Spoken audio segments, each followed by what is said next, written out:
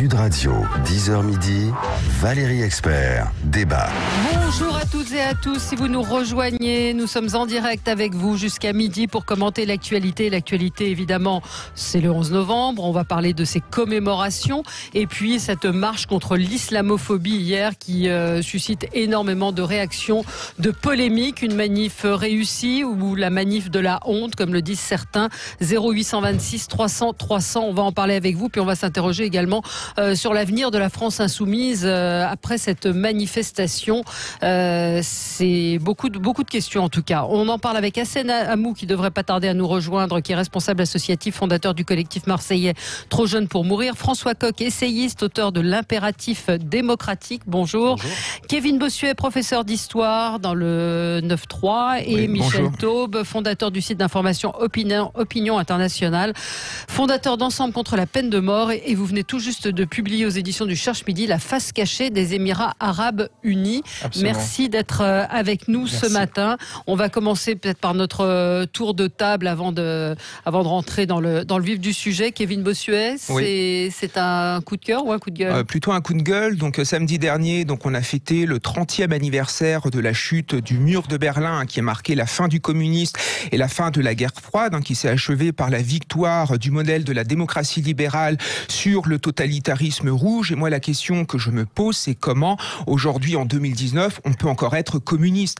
L'été dernier, je suis allé en République tchèque, je suis allé en Pologne, je suis allé en Lituanie, il y a 15 jours, je suis allé en Lettonie, et j'ai bien vu à quel point cette idéologie criminelle, cette idéologie liberticide, cette idéologie totalitaire avait ravagé les pays. Aujourd'hui, les historiens ont fait leur travail, ils ont montré à quel point cette idéologie était complètement néfaste. Je pense notamment au livre paru en 1997, le livre noir du communiste, dont plusieurs universitaires ont travaillé dessus, dont Nicolas Werth et Stéphane Courtois, qui ont montré que le communisme avait fait plus de 100 millions de morts, à travers notamment des famines organisées, à travers des assassinats, à travers de la torture, à travers un véritable génocide de classe. Et moi, ce qui me scandalise, c'est qu'il y a dans les médias et plus globalement en France une forme de bienveillance vis-à-vis du communisme. Un petit peu moins maintenant, peut-être, mais les communistes nous disent qu'ils sont contre l'extrême droite, sauf qu'entre 1939 et 1941, les communistes se sont quand même alliés à Hitler, donc c'est un petit peu fort de café du dessin. Et je finis pour dire que finalement, le communisme et le nazisme sont deux cancers à combattre. Je crois qu'il faut parler des crimes du communisme, parler des crimes du nazisme et mettre les choses sur le même plan, parce que ce sont tous les deux des idéologies criminelles. Deux choses. En Allemagne de l'Est, c'est pas le communisme dont ils réclament le retour. C'est que de plus en plus en Allemagne de l'Est, ils votent extrême droite. Bien sûr. L'AfD a fait une percée, est passé devant la CDU d'Angela Merkel aux dernières élections en Thuringe. Et c'est vrai que l'avenir que nous dessinent certains nostalgiques de la RDA, c'est peut-être d'aller vers un régime d'extrême droite qui serait absolument catastrophique. Et la deuxième chose, c'est que je n'aurais pas été d'accord avec vous jusqu'à il y a une semaine sur la France.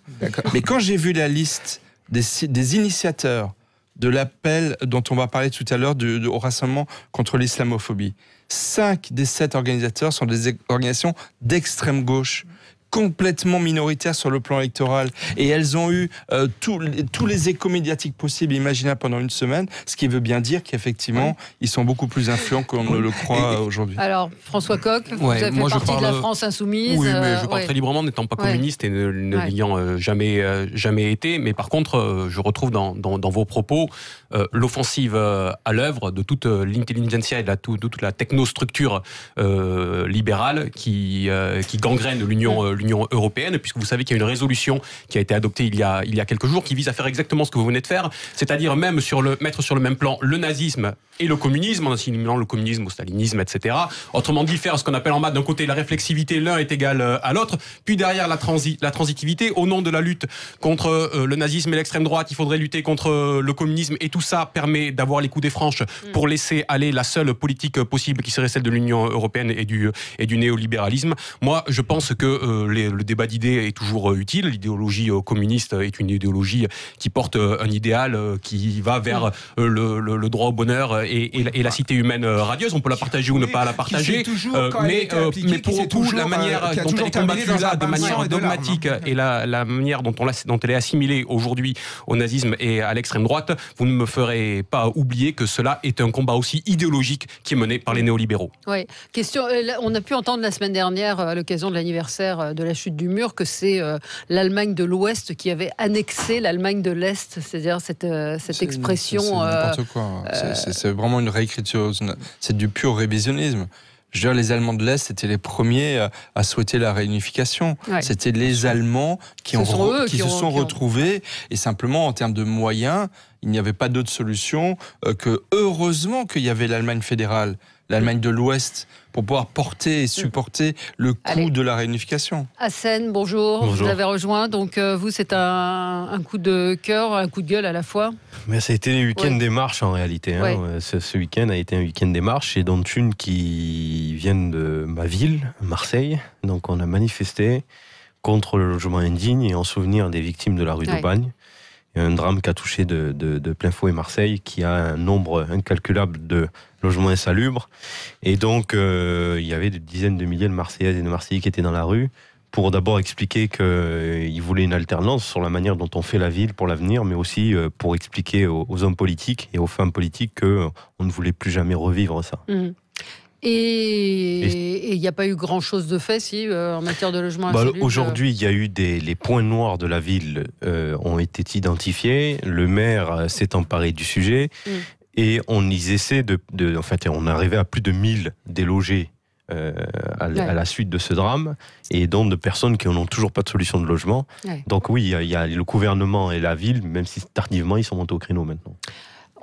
François, votre coup de gueule? Oui, il n'y avait que l'embarras du choix aujourd'hui, parce que j'aurais pu vous parler du coup d'État qui a eu lieu hier soir en Bolivie, ou des élections espagnoles. Où l'extrême droite l'a remporté. L'a remporté, mais où surtout... Le coup d'État en Bolivie. Oui, ou pour la quatrième fois en 4 ans, on va sortir des élections espagnoles sans qu'il y ait de majorité qui se dégage. Mais je voulais vous parler d'une situation qui est absolument dramatique, qui est ce jeune étudiant qui s'est immolé par le feu vendredi devant l'université de Lyon. Et tout cela témoigne du fait que la précarité tue aujourd'hui. Elle tue chez les jeunes, elle les conduit au désespoir et dans la pauvreté. Vous savez qu'il y a aujourd'hui, en Ile-de-France, c'est 17%, mais à l'échelle du pays, c'est à peu près 30% seulement des boursiers, par exemple, qui peuvent bénéficier d'un logement étudiant, et que les conditions sont telles que, selon les derniers chiffres, 42% des étudiants renoncent à se soigner au regard des situations qui sont les leurs. Et aujourd'hui, toutes celles et tous ceux qui se retrouvent dans cette situation sont conduits au désespoir, à des gestes qui ne sont pas simplement des gestes d'alerte. Ce qu'a fait cet étudiant, c'est pas juste une tentative de suicide quelconque. Il a été blessé, pendant la vie et la mort pendant de longues heures. Et donc, on doit aujourd'hui répondre à cette question-là, parce que la plus grande richesse que nous avons dans notre pays, nous qui n'avons pas de ressources naturelles, c'est notre savoir et la capacité que nous avons à nous élever collectivement en partageant celui-ci. Oui. Alors, on va passer à votre... Alors, c'est d'actualité, Michel Taube, vous, ça concerne le 11 novembre et les commémorations. Effectivement, parce qu'aujourd'hui est inauguré à Paris, dans le parc André Citroën, un monument aux soldats français morts en opération extérieure.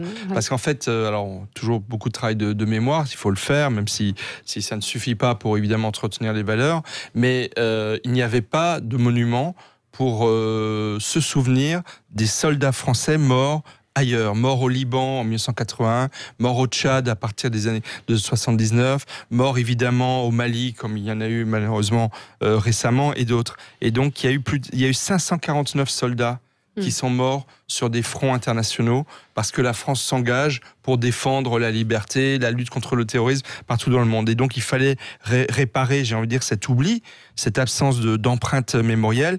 Et je trouve ça très bien que ce soit fait aujourd'hui par le président de la République, avec quand même un bémol, c'est que il y a quelques jours, Emmanuel Macron disait que l'OTAN était en mort cérébrale. Il appelle depuis des années à une défense européenne, ce à quoi personnellement je suis favorable, sauf que il n'y aura jamais d'armée européenne tant qu'il n'y aura pas des Allemands, des Norvégiens, des Suisses, parce qu'il n'y a pas que l'Union européenne, des Espagnols qui accepteront de mourir, d'envoyer leurs soldats mourir pour des causes comme les Français sont capables de le faire. Parce que nous, les Français, on est probablement les seuls, un peu les Britanniques, à être capables d'oser envoyer nos soldats pour mourir pour les autres dans des opérations militaires. Et donc je pense que cette illusion d'armée européenne, ce rêve d'une armée européenne ne sera une illusion que tant qu'il n'y aura pas des soldats des autres pays qui accepteront de verser le sang comme les Français ont été capables de faire. Et il faut rendre hommage aux 549 soldats français morts. 599 soldats dont le nom va être inscrit sur ce monument. Un commentaire sur Jean-François Coq. Oui, on peut partager ou ne pas partager les différentes opérations extérieures qui ont été menées, mais par contre, le fait que nos soldats aillent mourir là où ils ont été engagés mérite le respect et la reconnaissance de la patrie tout entière. Mais un mot par contre sur ce que vous venez d'évoquer, sur l'idée d'Europe de la défense, et en même temps des propos du président de la République qui parle de l'OTAN en mort cérébrale. Il y a quand même une grande fumisterie là-dedans, parce qu'aujourd'hui, on sait, du fait du traité de Lisbonne, que le principe de la défense commune, c'est comme ça que c'est écrit dans le traité de Lisbonne, le principe de la défense commune repose sur l'OTAN pour tous les pays qui sont engagés par la ratification du traité de Lisbonne. Autrement dit, ce que dit Emmanuel Macron est totalement en réalité incompatible, et finalement ce n'est que du verbiage et du vent. Oui, Kevin. Oui, non, mais je crois qu'il faut rendre hommage à tous les soldats qui se sacrifient pour la patrie, qui se sacrifient pour des valeurs, et quelle que soit leur origine. Donc oui, en effet, rendons hommage à tous ces soldats qui sont morts pour la patrie. Est-ce que le 11 novembre, aujourd'hui, vous qui êtes enseignant, François aussi, ça représente encore quelque chose pour les élèves Alors, pour les élèves, ce qui s'est passé aujourd'hui encore en 14-18 ? Pour les élèves, je sais pas, mais c'est vrai que ces poilus, c'est quand même un modèle, c'est quand même un sacrifice pour la patrie, un sacrifice pour la paix. Mais je trouve qu'on parle beaucoup des poilus, mais on parle pas également de l'ensemble de la société qui était mobilisée au cours de cette Première Guerre mondiale. Et je pense notamment aux femmes, notamment qui ont quitté leur foyer pour aller travailler dans les usines, qui ont remplacé héroïquement les hommes et qui ont montré qu'elles étaient capables, comme les hommes, de travailler. Donc rendons hommage également à l'ensemble de cette société civile et plus particulièrement aussi aux orphelins qui ont perdu leur père. Voilà, c'était un moment très difficile dans notre histoire. Il faut en garder un modèle absolu. Donc voilà. Allez, on se retrouve dans un instant pour parler de la marche contre l'islamophobie du 11 novembre aussi. Est-ce toujours important ? Pensez-vous que ce soit toujours important de commémorer cette date encore aujourd'hui ? À tout de suite, 0826 300 300 vous attend sur Sud Radio. Avec vous en direct sur Sud Radio, 0826 300 300. On va parler de la manifestation contre l'islamophobie hier à Paris qui a rassemblé à peu près 13 500 personnes. Manifestation de la honte pour certains, manifestation utile pour les autres. Dites-nous ce que vous en avez pensé. Et on a Jean-Pierre en ligne qui voulait réagir sur le 11 novembre et sur les commémorations. Bonjour Jean-Pierre. Oui, bonjour Valérie et bonjour à tous les auditeurs. Moi, je trouve que c'est très très bien de penser à tous ces poilus qui sont morts. Oui. Donc vous dites, il faut continuer de commémorer et de se rappeler de cette date et de cette guerre. Bien sûr, parce que moi j'ai deux proches qui ont fait partie du voyage. Oui. Bien sûr, non, mais c'est sûr que c'est une guerre qui reste encore. On a nos grands-parents pour la plupart d'entre nous qui ont été emportés par cette guerre, grands-parents, arrière-grands-parents, donc c'est assez proche. Donc vous dites oui, c'est important de continuer à en parler. Mais pour moi, c'est important, beaucoup plus important que les marches qu'on a vues hier. Oui, c'est autre chose. On ne peut pas tout mettre en parallèle. Oui, Hassen. Non, simplement, moi je trouve qu'il faut continuer à commémorer. Il faut peut-être même faire évoluer la commémoration, essayer de lui donner une comment dirais-je, une utilité supplémentaire auprès peut-être d'un certain nombre de nos compatriotes, leur faire passer un message derrière et leur expliquer un petit peu combien ça a compté dans l'histoire de France. Et c'est pour ça, moi j'y vais aussi quand je suis à Marseille. Bon là, il se trouve que j'ai pas pu y être, mais je vais souvent soutenir ces porte-drapeaux. Il y a toujours une anecdote, il y a toujours une histoire. Nos anciens, ce sont les vrais témoins de ce qui s'est passé, de ce qu'on n'aimerait jamais revivre dans notre pays. Et je trouve que voilà, il pourrait y avoir dans l'avenir une autre forme aussi de commémorer. C'est-à-dire, je pense qu'il faut la faire évoluer, cette commémoration. Ouais. Alors, pardon, Kevin. Oui. Monsieur. Je trouve également que il faut tirer des leçons, notamment de cette Première Guerre mondiale et notamment de ce fameux traité de Versailles, qui a été signé en 1919, qui n'avait qu'un but finalement, humilier les pays qui ont perdu et qui a eu pour conséquence ce traité, donc la Seconde Guerre mondiale. Je veux dire, on ne gagne rien à humilier des pays. Quand je vois Emmanuel Macron qui traite notamment les dirigeants hongrois ou les dirigeants polonais de dirigeants fous qui mentent à leur peuple, je me dis qu'on gagne rien par le mépris. Donc souvenons-nous de ça, parce que le but c'est quand même de vivre dans un monde en paix. Sacha nous dit il est important de rappeler aux nouvelles générations que d'autres se sont battus et sont morts pour que nous soyons libres. Ouais. C'est très important d'en parler aujourd'hui, parce que l'année passée, c'était le centenaire de la fin de la Grande Guerre. Et l'année passée se terminait une séquence de 5 années de commémoration de la Grande Guerre qui avait mobilisé toute la France. Tous les villages de France ont organisé des événements commémoratifs importants. Il y a eu des milliers d'expositions, il y a eu énormément de moyens. Joseph Zimet, qui était le grand organisateur de cette commémoration, a même fini à l'Élysée, directeur de la communication du président de la République. Et là, maintenant, on est dans la séquence d'après. C'est-à-dire on est un peu dans un moment mou, j'ai envie de dire, après une grosse période de commémoration. Et donc c'est important maintenant de ne pas oublier. Moi, dans plusieurs médias, j'ai vu des reportages sur les petits-enfants de poilus qui témoignaient. Et ça, je trouve ça très bien, parce que les petits-enfants de poilus, manifestement, ont été très marqués parce que les poilus leur ont raconté. Donc là, il y a peut-être une possibilité de transmission qu'il faut vraiment entretenir. Et c'est vrai que c'est très important. Ça a été la plus grande boucherie de l'histoire. Ça a été horrible ce qui s'est passé en Première Guerre mondiale. Oui, et c'est une guerre qui est partie de presque rien, j'ai envie de dire. Donc c'est vraiment une leçon qu'il faut entretenir constamment. Retenir. Oui. Et n'oublions pas non plus le génocide arménien, qui était l'un des premiers génocides du XXe siècle. Donc rendons hommage également à ces Arméniens. Je trouve que c'est important. Allez, on va passer à la manifestation, la marche contre l'islamophobie hier, qui a rassemblé un peu moins de 14 000 personnes. Donc un chiffre, je ne sais pas si on peut considérer que c'est une réussite ou non. C'est pas énorme non plus. Une marche sur fond de déchirement de la classe politique, qui s'est déroulée dans le calme, avec tout de même certains slogans, certaines choses qui se sont passées, comme cette petite fille. Enfin, on parle de la petite fille, mais si vous regardez bien la photo, les mamans aussi portaient cette étoile jaune. C'était un sticker qui a été diffusé, qui a été donné un petit peu partout dans la manifestation, et avec des slogans qui laissent quand même un sentiment de malaise. Je vous propose d'écouter Marwan Mohamed hier. Écoutez, il scandait, il haranguait la foule. On dit Allahu Akbar, parce qu'on est fiers d'être musulmans et on est fiers d'être citoyens français. On dit Allahu Akbar. On dit Allahu Akbar. On dit Allahu Akbar parce qu'on en a marre que des médias fassent passer cette expression religieuse pour une déclaration de guerre. Voilà, que des médias fassent passer cette expression religieuse pour un cri de guerre. C'est pas les médias. Enfin, c'est ce qu'ont crié tous les meurtriers, tous les assassins, Charlie Hebdo, au Bataclan et compagnie. Alors on va peut-être faire tourner la parole, Michel Taube, à Sanamou. Vous y étiez, Kevin y était, Kevin Bossuet y était. Et j'ai pris soin de commencer la manifestation au début, de passer, j'ai envie de dire, du début de la manifestation au cœur et à la fin et à la tête. Et moi, je peux dire que ce n'est pas d'abord à la Wakbal, il y a une interprétation, bien évidemment, il a été aussi utilisé par des fous de Dieu, ils en sont servis pour tuer, mais c'est pas ça dont le message qui a été propagé dans la manifestation hier. Moi, j'ai vu aussi des panneaux avec on aime la France, nous sommes français. J'ai vu des femmes voilées arborant un voile tricolore avec des pièces d'identité, des passeports en main pour de revendiquer leur nationalité. C'était des moments forts de la manifestation dont on n'a pas le droit de nier non plus, dont on n'a pas vu beaucoup de drapeaux français, disent certains. Oui, il n'y en avait peut-être pas énormément, mais il n'y avait pas aussi, si vous l'avez remarqué, il n'y avait pas de drapeau des pays du Maghreb, contrairement à des matchs de foot. Il y en a eu très peu. Mais il y en a eu très peu. C'est des épiphénomènes. On a quand même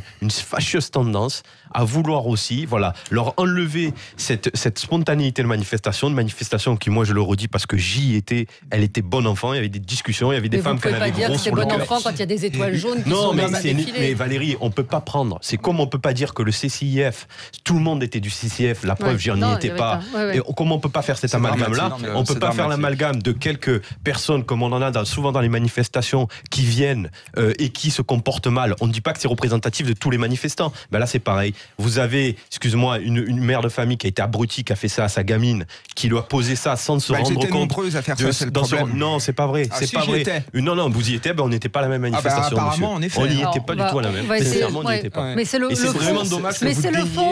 Mais c'est dommage que vous déniez parce que si vous y étiez, moi je peux vous citer des milliers de panneaux qu'on a vu aussi. Vous êtes d'accord que c'est pas représentatif de la majorité? Vous n'avez pas le droit de faire ça. Ce sont les gens qui ont organisé la manifestation qui ont scandé ces choses-là. Je voudrais vous faire écouter aussi, on a pris à partie Éric Zemmour, Zineb El Razoui, Jean-Michel Blanquer, Manuel Valls. Valérie, ce sont quand même Zemmour, ce sont quand même ceux qu'on tribune depuis plusieurs semaines et qui nous ont installés dans un climat comme ça de rejet de l'autre. On a aussi entendu autre chose. Si on prend d'autres slogans, moi j'en ai entendu d'autres slogans. Cette France qu'on aime, cette France on veut vivre en paix, on veut qu'on ait le droit à l'indifférence, le droit d'exister, de croire ou de ne pas croire. Il y avait beaucoup de laïcs dans la manifestation qui venaient porter notre message. Il y avait de tout, c'est ça le problème. Non, c'est l'avantage. C'était représentatif. Non, pour une fois. Vous savez ce qui dérange, Valérie. Jean-Michel Blanquer qui défend la laïcité. On en a parlé sur les plateaux sans eux, et aujourd'hui elles se sont exprimées, elles sont allées dans la rue, et elles se sont rendues visibles. C'est ça qui dérange les commentateurs. Ils aimeraient faire les plateaux entre eux et continuer à propager certaines idées qui ne sont pas vraies. Michel, moi, ce qui est absolument dramatique, c'est que sur les 13 000 manifestants, il y avait peut-être 10 000 personnes comme vous qui êtes allées pour dénoncer un climat de discrimination ressenti par beaucoup de Français de confession musulmane à l'égard des musulmans. Il y a ce sentiment-là. Mais la manifestation d'hier, c'était pas ça. C'était pas une manif pour dénoncer le racisme à l'endroit des musulmans. C'était pas une manifestation pour condamner l'attentat de Bayonne commis dans une mosquée. C'était une manifestation organisée. Et c'est très bien que Valérie ait commencé par cela. Et moi, je n'en reviens pas parce que je découvre la Wakbar de Marwan Mohammad. Mais vous savez très bien qui c'est l'organisateur. Marwan Mohammad, il n'est pas que le président du CCIF, il est le président de la plateforme Les Musulmans, un des 7 co-organisateurs de la manifestation qui a été créé contre le CFCM pour créer une ligue. Ce qui est dommage, c'est que vous lui faites une pub d'enfer. Vous lui faites une pub d'enfer à ce mec. Il se l'a fait lui-même en réussissant Il y a d'autres femmes plus intéressantes dans la manif qui étaient dans la manif. Oui, mais c'est une question qu'on ne va pas faire un seul contre tous avec vous, mais celui qui a organisé la manifestation Majid Mezaouden, c'est quand même lui qui a ricané plus que ça, qui a dit en gros que les victimes de Mera, c'était bien fait pour eux. Donc ces gens-là, je m'en sens ni proche. Mais ce sont eux qui ont organisé la manif. Elles se sont ni proches. Mais je vais vous dire une chose, personne n'a rien fait avant. Personne n'a voulu reconnaître ce mal-être de ces femmes qui se traduit par 13 500 personnes, ni proche du CCIF, ni proche de ce Gugus, ni proche de ces... Personne n'a voulu leur reconnaître ce mal-être-là, ces gens-là. Et aujourd'hui, on se plaint. Mais est-ce que vous pensez qu'aujourd'hui, cette manifestation-là a atteint son objectif ? Ils se sont engouffrés dans la brèche, ils ont organisé le truc, et ils ont pris au piège certaines politiques. Et aujourd'hui, non, on s'est fait récupérer. Pas tous en même temps, on n'a pas entendu François. On n'a pas entendu François Coq. Mais est-ce que vous n'avez pas eu l'impression de vous faire avoir ? Quand vous voyez ce qui s'est passé, quand vous voyez les étoiles jaunes, je suis désolé de dire qu'il y avait quand même des drapeaux palestiniens, qu'il y a eu... Mais pourquoi est-ce que les médias ne s'intéressent pas aussi à l'autre revers ? Pourquoi est-ce qu'on n'a pas aussi... Vous voyez, on aime l'écran de fumée, on aime les choses qui sont... Parce que ce qui s'est passé est grave. Dans la manifestation. C'est pas vrai, c'est vous qui croyez que ça. Vous les avez vu avec vos yeux. François Coq. Le son qu'on a entendu tout à l'heure donne à voir ce qu'était cette marche, c'est-à-dire une instrumentalisation totale de l'islam politique. Voilà, ce sont des gens qui veulent réimporter dans la sphère publique la question religieuse. Et c'est un piège qui a été tendu et dans lequel beaucoup sont tombés. Et les propos qu'on a entendus traduisent très exactement ça. C'est la réintroduction du religieux dans la sphère publique et dans l'espace de constitution. Et il n'avait pas à dire Allahu Akbar sur une place publique devant 13 000 personnes. On n'est pas en Iran. On n'est pas en Iran, on est en France. Partant de là, sur ces questions-là, dans notre pays où nous avons tellement combattu l'écléricalisme, tous les cléricalismes pour faire advenir la République. Dans ce cas-là, on ne peut pas se prêter à ce jeu-là et quand on va aller marcher, défendre nos compatriotes français, musulmans. Et je suis d'accord avec vous, aujourd'hui, au regard du climat qui est celui que nous connaissons aujourd'hui, moi je suis tout prêt à aller défiler pour dire que ce climat de rejet, de stigmatisation n'est pas tenable pour nos concitoyens musulmans, mais on ne peut pas aller le faire derrière celles et ceux qui essaient d'importer l'islam politique dans notre pays. Ce n'est pas possible, encore moins avec le texte d'appel tel qu'il était et dans lequel il y a des formules totalement inadmissibles. Donc je pense effectivement que cette marche telle qu'elle était un piège et il fallait s'en défier. Allez, on doit marquer une petite pause. On vous attend. On aura Kamel en ligne avec nous. 0826 300 300. On est ensemble en direct avec vous sur Sud Radio.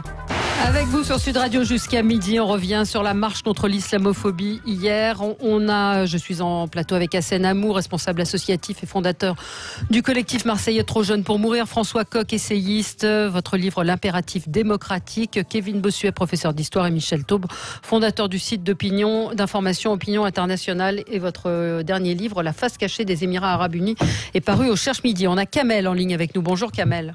Oui, bonjour à vous, à vos invités ainsi qu'aux auditrices et auditeurs. Écoutez, je vais mettre les pieds dans le plat, mais j'aimerais avant tout, en ce jour de 11 novembre, marquer quand même en ce jour de commémoration qui a un sens dans notre société, dont nous sommes chargés, vous et moi, de véhiculer et de transmettre. Mais j'aimerais rappeler aussi que durant ces conflits, ces fameux musulmans dont on parle tant étaient déjà dans ces tranchées en 14-18, en 39-45. Donc j'aimerais qu'on se souvienne de ça. Mais c'est bien de cela que il me semble que dans notre société, on a fait fi. On a fait fi, on les a oubliés. Et c'est justement notre gestion, la gestion de nos dirigeants durant ces décennies qui n'ont pas su assumer le fait que ces populations existaient dans notre pays. Et on a préféré voir proliférer l'islam des caves alors qu'il aurait fallu permettre à ces Français, à ces gens, à ces musulmans, d'accéder et d'avoir la possibilité d'avoir des lieux de culte dignes. Ce qu'aujourd'hui nous payons, eh bien c'est cette face cachée de notre pays, de notre société et la manière dont nous avons géré, très mal géré tout ça. Voyez, et lorsque dans certains livres d'histoire on blanchit ces tirailleurs sénégalais, tous ces gens, ces Marocains qui ont participé, ces musulmans qui ont délivré également le pays, j'aimerais qu'on s'en souvienne en ce jour de commémoration. C'est de cela dont je veux parler. Et finalement, lorsqu'on n'a pas ce courage, lorsqu'on n'a pas ce supplément d'âme nécessaire à faire que notre société soit unie, eh bien on en arrive à ce genre de débat, nauséabond d'ailleurs, puisqu'il ne marque pas l'unité du pays. Alors qu'il y ait dans des manifestations, effectivement, comme vous venez de le souligner, un drapeau palestinien ici, un drapeau ceci, des drapeaux corses, des drapeaux bretons, etc. Puisque moi je les ai vus, je fais partie de ceux qui ont participé à de nombreux rassemblements des gilets jaunes ou des bonnets rouges, etc. Et très souvent, vous le voyez. Je crois que au lieu de s'occuper de ce qui crée une fracture dans notre société, eh bien, c'est toujours, et vous le remarquerez, si vous me permettez, mesdames et messieurs, vous le remarquerez qu'à chaque moment électoral, eh bien, on refait la même chose, c'est-à-dire le bouc émissaire, l'émigré, le migrant, le musulman, etc. Mais la chose la plus nauséabonde de tout ça, et j'aimerais le dire très précisément, c'est que moi ça me renvoie à une partie de l'histoire de France qui concerne encore des gens d'une confession particulière qu'est l'islam. Hier c'était nos concitoyens juifs, aujourd'hui ce sont les musulmans, étrangement ce sont La comparaison, oui, mais je sais pertinemment que vous allez me dire que la comparaison, etc. Mais moi, ce que j'essaie de vous dire, c'est que hier, il y a eu des comportements à l'égard de cette communauté. Aujourd'hui, c'est celle-ci. Et le point commun, finalement, c'est que ce sont à la fois des sémites, des Français sémites qu'on pointe du doigt et que l'on condamne. Je trouve qu'il y a une lâcheté dans notre société. Et ce jour de 11 novembre, voilà, je voudrais vous dire tout simplement, avec beaucoup d'amour d'ailleurs. On vous a entendu, Kamel, merci de votre appel. Kevin, ou je sais pas, Michel, vous voulez répondre? Non, mais il y a, encore une fois, moi je suis troublé par le fait que, et ça revient à ce que vient de dire l'auditeur, c'est vrai que une part de la France a du mal à accepter que l'islam est devenu la deuxième religion de France. C'est clair. Il y a un problème de reconnaissance de ce fait. Je pense pas que ce soit ça le problème. Moi, je pense pas ça le problème. Si, c'est un peu ce que dit d'ailleurs, en parlant de musulmans qui ont participé à la Grande Guerre, c'était pas des musulmans, c'était des tirailleurs sénégalais, tunisiens, marocains. Enfin, il y a des musulmans dedans. Oui. Oui, mais non. Pourquoi utiliser le terme musulman ? Il y a une identitarisation religieuse qu'il faut condamner. Et c'est ce que fait exactement Mohamed, et on est tombés tous dans le panneau en participant à ce débat, c'est qu'en fait, ils veulent mettre le religieux au centre du débat public, alors que c'est pas une question religieuse. On est tous français, point barre. Ceci dit, c'est vrai qu'il y a des Français musulmans, et j'imagine que M. Hamou y a été pour ça, qui se sentent discriminés aujourd'hui en France et qui veulent le condamner. Mais encore une fois, hier, la manifestation, c'était pas ça du tout l'objet. C'était de prendre en otage les Français et de mettre en avant l'islam politique. Et d'ailleurs, juste là-dessus, juste une incise. Là-dessus, les termes de Marwan Mohamed sont importants. Il est important de les écouter. Il dit Allahu Akbar parce qu'on est musulmans et français. Sauf que nous autres, en République, la caractérisation première ne saurait jamais être l'assignation religieuse. Évidemment. On est d'abord citoyen français et après parmi les Françaises et les Français, certains sont musulmans, catholiques, juifs ou quoi que ce soit, ou athées ou libres penseurs, mais peu importe. Et donc là, les choses ont un sens et c'est un renversement de ce qui fonde la communauté nationale. Oui, on a fait. Alors, pardon, Kevin. Oui. Alors, peut-être un mot. Moi, je ne crois pas du tout que les Français n'acceptent pas que l'islam soit devenu la deuxième religion en France. Je crois que ce qu'ils n'acceptent pas, c'est le communautarisme musulman. Et c'est le fait qu'il y ait beaucoup de musulmans qui considèrent que les lois de la République sont inférieures aux lois coraniques. Il est là le problème. Dans un sondage de 2016. Je crois qu'il y a une enquête qui est sortie, notamment par la Fondation Jean Jaurès, qui montrait que 41% des musulmans en France considéraient en effet que l'islam était supérieur aux lois de la République. Donc ça doit quand même nous interroger. Parce que hier, la manifestation que nous avons vue, c'est une manifestation anti-républicaine, où on a invectivé Jean-Michel Blanquer. Écoutez, Anas Kazib, qui était à la tribune hier soir, en clôture de la manifestation, place de la République. Le combat, il va pas s'arrêter aujourd'hui. Il va se poursuivre chaque jour au quotidien, autour de vous, dans vos quartiers, dans vos villes, chez vos voisins, mais également dans votre entreprise. Et moi, c'est en tant que militant aussi, à la SNCF, en tant que militant sur Rail, que je veux parler.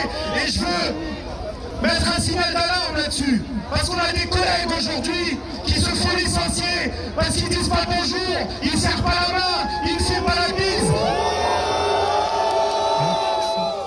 Le message est quand même... Non mais clairement que...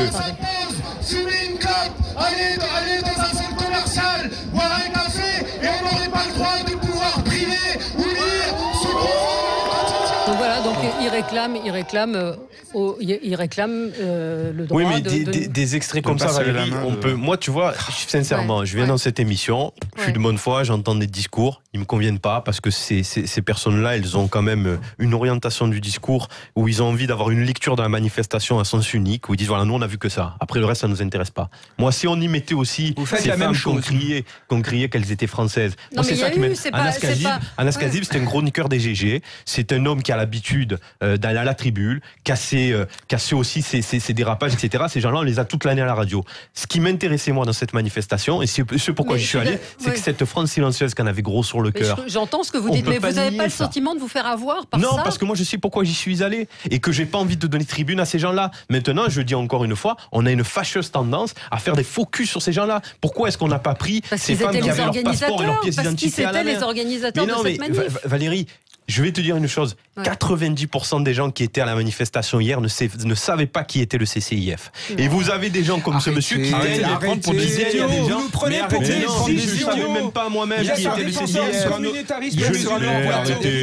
Arrêtez de dire que je suis défenseur du communautarisme. Vous me connaissez pour me juger comme ça. Vous vous emportez, vous êtes comme ça même. Arrêtez. Vous avez dit, même avec moi, comment vous vous comportez. Regardez comme vous êtes hystérique. Des républicains, Jean-Michel Blanquer, on a invectivé Manuel Valls, on a Jean-Michel Blanquer, il a donné son opinion personnelle, c'est-à-dire des gens qui sont des profondément des républicains fervents et qui défendent la laïcité. Donc oui, cette manifestation était anti-républicaine, elle s'est faite contre la laïcité. C'est ça la réalité. Reconnaissez-le, parce que si vous refusez de le reconnaître, justement, vous contribuez à stigmatiser l'ensemble de ces musulmans. Ça vous arrange que ce débat ait lieu, vous aimez bien faire monter la mayonnaise dans ce sens-là. La preuve, vous venez facilement de m'insulter et de me dire que j'étais... Bien sûr, vous venez de m'accuser de communautarisme. Vous faites le jeu du communautarisme musulman légitimement cette manifestation. Je suis désolé, monsieur. Comme vous êtes léger sur toutes les phrases que vous employez depuis le début de ce débat, vous venez de me traiter de communautaire. Je n'ai rien de communautaire. Et dans tous les combats que je mène, non plus. Mais vous êtes comme ça depuis le départ. Mais alors, dans ce cas-là, condamnez cette manifestation. Vous ne pouvez pas être juste et votre parole ne peut pas être reconnue parce que vous êtes injuste.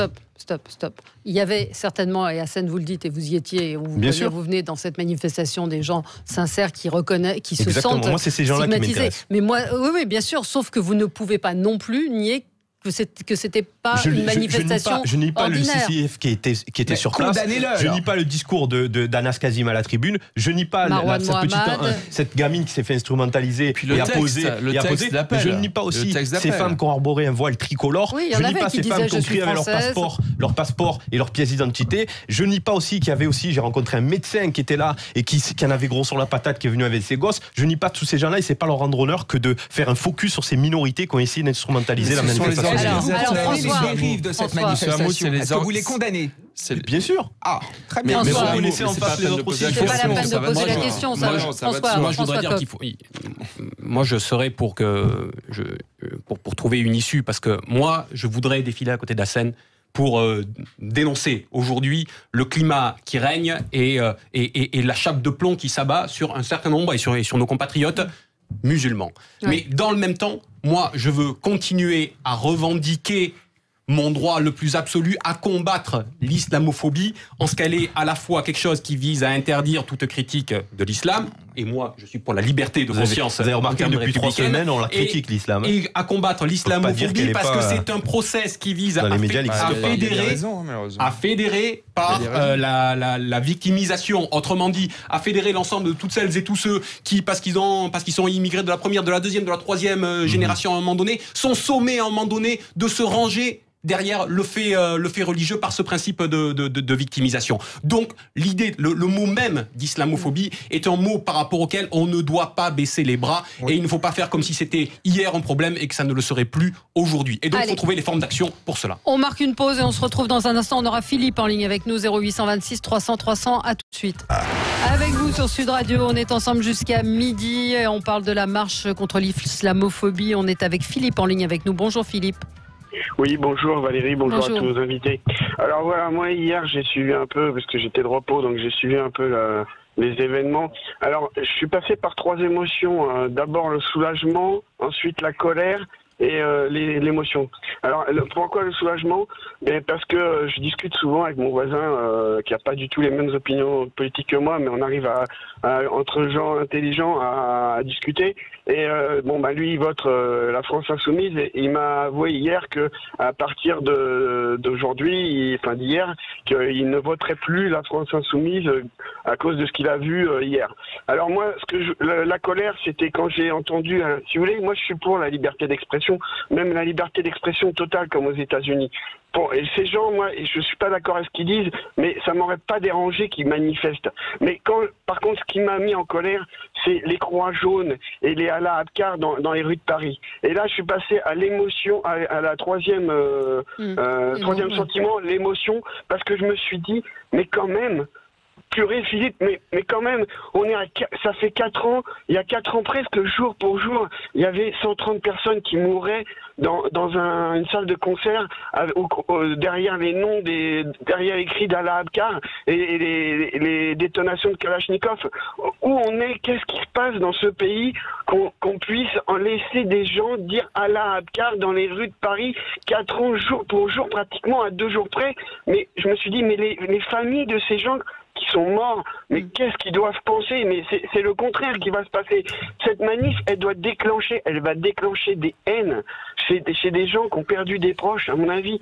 Moi, je me suis mis à leur place, je me suis dit, si j'avais perdu ma fille dans cette salle, au Bataclan ou dans un autre attentat, mais je serais tellement en colère que je pense que j'arriverai plus à me retenir. Vous voyez ce que je veux dire? C'est déclencher la haine. Mais Philippe, vous savez, dans ces attentats, il y a aussi des musulmans qui ont été tués. Seulement, voilà, moi, je veux des propos équilibrés. Si vous aviez été dans cette manifestation, vous devez aussi reconnaître qu'il y avait une majorité de musulmans qui étaient là aussi présents ce jour-là pour dire autre chose que ce qui a été dit par ceux qui tenaient le micro ou par ceux qui sont montés à la tribune, dont moi je ne m'associe pas et dont je suis certain, si vous allez faire ce travail en profondeur, d'aller demander aux gens qui étaient sur place, une grande majorité s'y associe pas. D'ailleurs, on le voit que dans les applaudissements, ils sont pas unanimes, les applaudissements. Et c'est toujours pareil, en fin de manifestation, parfois on se laisse emporter par des discours dont on n'a pas le droit. On peut pas manifester, monsieur. Non, dès le début j'y étais. Le texte d'appel. Oui, mais le texte totalement, qui est totalement anti-républicain, qui considère que les lois de la laïcité sont des lois liberticides, qui dit... C'était clairement pour l'abrogation de la loi de... Non, je suis désolé, vous avez cautionné en participant à cette manifestation... Je ne parle pas des jeunes qui sont allés manifester. Je parle de vous, monsieur Hamou, qui est une personne publique, qui avait en ce sens des responsabilités, je pense, dans les gestes publics que vous faites. Mais lorsque le texte dénonce les délations abusives jusqu'au plus haut niveau de l'État, s'agissant de l'appel à la société de vigilance dont parlait le président de la République, dans un contexte qui est que celui-là, qui est un contexte d'attentats terroristes, de menaces terroristes, c'est quand même extrêmement grave. Ce texte est communautariste, ce texte est anti-républicain. Les organisateurs sont pour faire triompher l'islam politique dans la communauté musulmane de France, et la preuve, c'est le Allahu Akbar de merde qui n'avait rien à faire dans une manifestation française. Si les Français, il ne fait pas de déclamation religieuse dans un espace public devant 13 000 citoyens. On n'est pas en Iran, je le répète, on est en France. Et en faisant ça... Calmez-vous un petit peu, ça ne sert à rien de monter dans les 1, ça ne sert à rien de monter dans les tours. 2, je n'ai pas signé le texte, donc ne me faites pas un procès d'intention là. 3, j'y suis allé, parce que je le dis encore, comme d'autres, j'y suis allé, d'abord, moi j'ai pas pris la peine de savoir qui structurait cette manifestation. Je suis comme certaines personnes, d'origine maghrébine, je me sentais bien à ma place là parce qu'il y avait des gens sincères et je voulais d'ailleurs, je trouve dommage qu'on n'ait pas eu d'extrait justement de ces gens-là, qu'on dit autre chose aussi dans cette manif. Donc moi je trouve qu'on regarde les choses sous un angle bien spécial et depuis tout à l'heure on a dit beaucoup de choses, mais vous n'avez rien fait avant vous aussi. Dans votre responsabilité de personnalité qui allait à la radio, vous aimez bien décrire les choses et décrire des phénomènes. Tous mes textes pour l'islam des Lumières, pour l'islam de la paix, mais à un moment donné, sortir dans la rue, on le fait plus facilement pour d'autres causes ou quand il s'agit des musulmans, je trouve qu'on y va un peu avec pudeur. Là il y avait l'espace, fallait le faire avant, il fallait pas laisser la place à ce genre d'organisation, au CCIF, fallait pas laisser la place à certains extrêmes, à certains extrémistes qui se sont donnés à cœur joie hier d'y être dans la rue. Je voudrais qu'on dise quelques mots sur la France insoumise. On a entendu ce qu'a dit notre auditeur, et on a plusieurs auditeurs qui nous disent ça, que c'est une sorte de suicide politique de la France insoumise et de Jean-Luc Mélenchon. Vous en pensez quoi, François Coq ? Oui, moi j'ai pas à me mêler des histoires de la France insoumise que j'imagine bien ravagée sur ces questions. Moi, à l'époque où j'étais encore à la France insoumise pendant la campagne de 2017, vous savez, j'avais sorti un livre qui s'appelait La laïcité pour 2017 et au-delà de l'insoumission à l'émancipation. Et dans ce livre, je dénonçais, comme je l'ai fait tout à l'heure, l'utilisation et le piège que représente le terme islamophobie. Je qualifiais l'islamisme de ce qu'il est, c'est-à-dire l'islam politique et son importation au cœur de la République. Donc là où je crois qu'il y a un problème, c'est pas tant la France insoumise qui s'en débrouillera, et ce n'est pas mon objet. Alors bien sûr, des gens comme Jean-Luc Mélenchon, eux, ont fait un pas en avant et pour le coup ont changé de discours là-dessus. Et je regrette effectivement ce changement de discours. Vous savez, moi j'appréciais beaucoup Jean-Luc Mélenchon quand il disait à propos des religions, de toutes les religions, foutez-nous la paix. avec les religions. Mais l'objet de cette manifestation était justement l'introduction de l'islam politique au sein de la sphère de la société publique et de l'espace de constitution des libertés collectives. De la même manière, Jean-Luc Mélenchon dénonçait il y a quelques années l'usage même du terme islamophobie, comme moi je l'ai fait encore tout à l'heure, et là, cette fois, il s'y rallie. Et vous savez, il y a la phrase bien connue de Camus qui dit mal nommer les choses, c'est ajouter au malheur de ce monde. Mais cette phrase, elle est précédée par une phrase qui dit que la critique du langage ne peut éluder ce fait que nos paroles nous engagent et nous devons leur être fidèles. Et Camus disait que c'était là une question d'honnêteté. Eh bien, je crois que nous devrions tous nous y tenir, fidèles à nos engagements. Simplement, Valérie, moi j'ai envie de faire un rappel aussi, parce que je pense que voilà, il y a depuis un mois aujourd'hui, un élu de la République, de la région, je ne sais plus dans quelle région de France, s'est donné l'autorisation d'humilier et de prendre à partie une femme voilée qui accompagnait une classe scolaire. Ah non, vous parlez du conseil régional de Franche-Comté, Julien Audul, dont il a bénéficié d'une publicité d'enfer et qui est du Rassemblement national, je le précise. Toutes les forces républicaines attachées à la laïcité, comme je le suis, ne sont pas montées au créneau donc pour porter secours à cette dame qui a été malmenée alors qu'elle posait un acte civique selon moi fort. Et après voilà, donc moi c'est ce droit à l'indifférence, ce droit justement de se vêtir comme on en a envie et vouloir faire du révisionnisme. Le débat sur le voile. Mais c'est ça qui a conduit à la manifestation. Vouloir faire du révisionnisme de la laïcité sur ces bases-là, pour moi, n'a rien de bon. Deuxièmement, on se rend bien compte, à chaque fois qu'on nous en sort une, tous les jours sur les musulmans, ça hystérise le débat. Et quand on a une partie des musulmans qui aujourd'hui, hier, sont allés dans la rue pour dire leur mal-être, pour dire ce qu'ils avaient sur le cœur, on essaye aussi de les instrumentaliser sous un angle, sans prendre en considération. Comment les instrumentaliser par exemple, on parle uniquement du ICCIF, de cette gamine mais vous pouvez pas. Les organisateurs.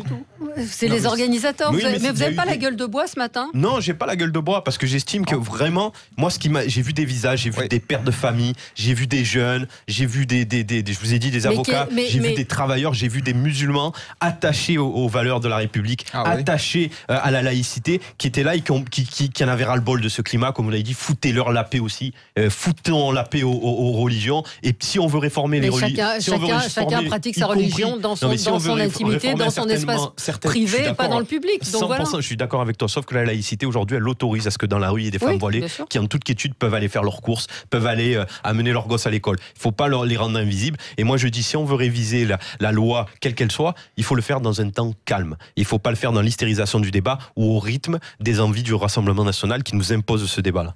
Oui. Non, mais moi je crois que les musulmans ont tout perdu hier. Ils perdent tout avec ce genre de discours profondément anti-républicain, profondément communautaire. Donc moi je pense notamment à tous ces musulmans qui ne se reconnaissent pas dans la manifestation, qui n'ont pas de porte-voix. Parce que hier, ce qu'a fait Jean-Luc Mélenchon, c'est de l'électoralisme. C'est de l'électoralisme. Je veux dire, aujourd'hui, la stratégie de la France insoumise, c'est évidemment d'aller draguer l'immigré, le musulman qui se sent persécuté. Donc en jouant notamment sur l'antisionisme, qui est le faux-nez de l'antisémitisme. On a vu il y a quelques années, notamment à Stains, quand même le maire communiste qui a nommé comme citoyen d'honneur un chef militaire palestinien, ou encore à Saint-Denis, donc en Seine-Saint-Denis, donc on a la ville qui organise régulièrement donc des manifestations pro-palestiniennes. Donc voilà, hier Jean-Luc Mélenchon s'est dévoilé et je crois que c'est sa mort politique en direct à laquelle nous avons assisté. Le voile, on a Nathalie qui nous dit le voile c'est un acte politique pour quoi les femmes en Iran vont en prison quand elles l'enlèvent et certaines sont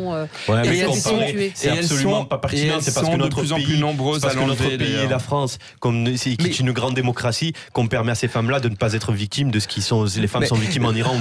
C'est facile de faire ce genre de comparaison lointaine. C'est un acte politique.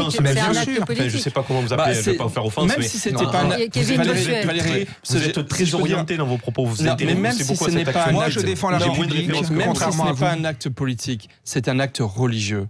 Et déjà ça, moi, ça me gêne. Et je suis, moi, d'accord avec Jean-Michel Blanquer. Donc vous voulez pas que les gens portent des kippas, par exemple, dans la rue? Chacun est libre. Ça vous dérange les kippas dans la rue? Chacun est libre, mais j'ai le droit d'exprimer. Mais je vous pose une question, vous pouvez me répondre, ça vous dérange les kippas dans la rue? Mais moi, je pense que s'il y avait trop de kippas, ça m'emmerderait, oui. Non, mais parce que je suis dans une société. Mais pourquoi vous êtes dans le trou? Il n'y a pas trop de voiles. Majoritairement, les musulmans, ils ont pas trop de voiles. Vous trouvez pas qu'il y avait beaucoup de femmes voilées hier dans la manifestation? Vous avez un chiffre? Vous avez quelque chose? Non, hier, je vous pose la question. C'est normal, c'est une manifestation. Et vous répondez pas parce qu'il y en avait beaucoup. Et parce que pour moi, une femme musulmane française n'est pas forcément une femme qui porte un voile. Et je vous renvoie à monsieur. Non, je vous renvoie à monsieur Moussaoui, ancien président du 7e, qui a dit il y a 15 jours en réaction à une réaction totalement pauvre du CFCM sur la question du voile, parce que moi je suis que pour Emmanuel tout Macron a reçu le CFCM pour lui demander de travailler sur la question du voile et que la laïcité est droit de citer dans notre société. S'il vous plaît. Non, mais parce que ça c'est vous en fait qui vous énervez, c'est pas nous. Nous défendons les valeurs de la République.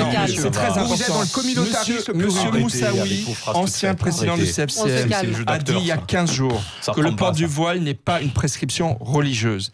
Alors que le CFCM avait dit on va étudier la question parce que il voulait pas mettre les pieds dans le plat. Hier, malheureusement, par rapport aux 5 millions de Français de confession musulmane et aux 2,5 millions de femmes françaises de confession musulmane, moi je ne souhaite pas, et je suis sûr que la grande majorité d'entre elles ne le souhaitent pas, porter un voile dans la société française. C'est pas à vous de le dire, c'est aux femmes d'être libres de faire ce qu'elles veulent. Le voile, c'est pas sûr, mais on a le droit d'en débattre. On a le droit d'en débattre. Et on a même le droit de critiquer. Les femmes qui étaient dans la manifestation avaient le voile, et on a même le droit de critiquer. Bien sûr, et on le fait tous les jours sur les antennes de télé. D'accord que je le critique. Allez, c'est fini, ça n'aura pas apaisé vraiment les choses, cette manif, visiblement. Et ce qu'on voit sur les réseaux, c'est que oui, non, ça calme pas les choses. Au contraire, ça les a encore plus, ça a mis de l'huile sur le feu.